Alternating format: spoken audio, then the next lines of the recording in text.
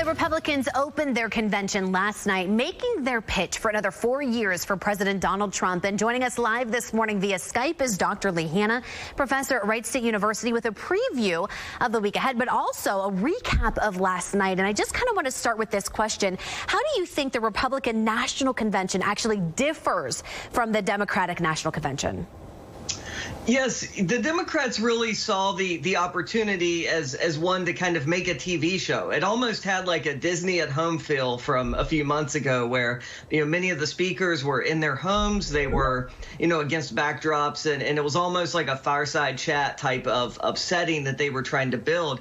They even used an MC, and they used kind of transitions, almost like watching kind of a live, Zoom event occurring.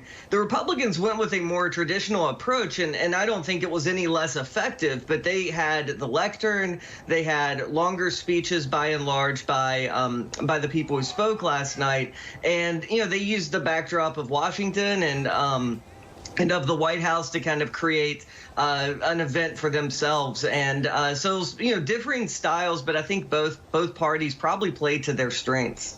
It's interesting you mention the White House, because in the first video that we saw with President Donald Trump, he actually was doing that video from the White House. But is there any sort of ethical concern with that? Yeah, historically, we've had these conventions on site, so we haven't really had to ask the question. And while the presidents certainly do have the power of the White House and the Rose Garden and these images that they use in other events, they've never really had the luxury of using it during a convention. As far as whether or not it's going to, I think, affect voters, that ethical question, it's probably a non-starter for most people, but certainly it is powerful imagery, and as the incumbent, he has that.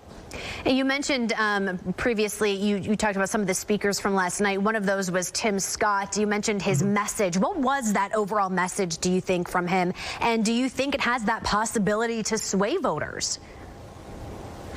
Yes. So last night, the Republicans presented, several office holders who are also minorities, and trying to push back against this narrative that the Republican Party maybe isn't for people of color. And so with Nikki Haley's message, as well as Tim Scott and Herschel Walker, a Georgia state representative, they were trying to push against that narrative. I think Scott's was one of the most effective speeches that we've probably seen this, certainly last night, in my opinion, but maybe during both conventions so far. I thought it was very effective and hopeful.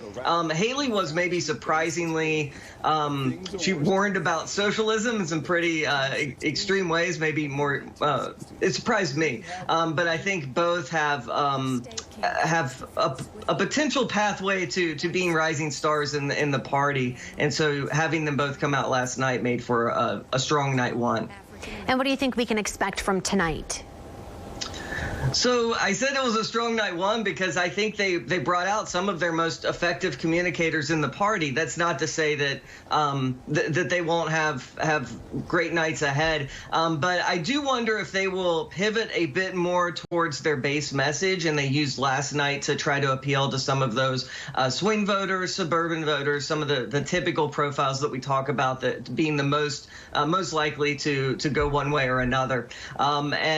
So, moving ahead, I'm, of course, very interested to see Mike Pence and Melania Trump and others. But I think as far as rising stars, they used two of the biggest ones last night.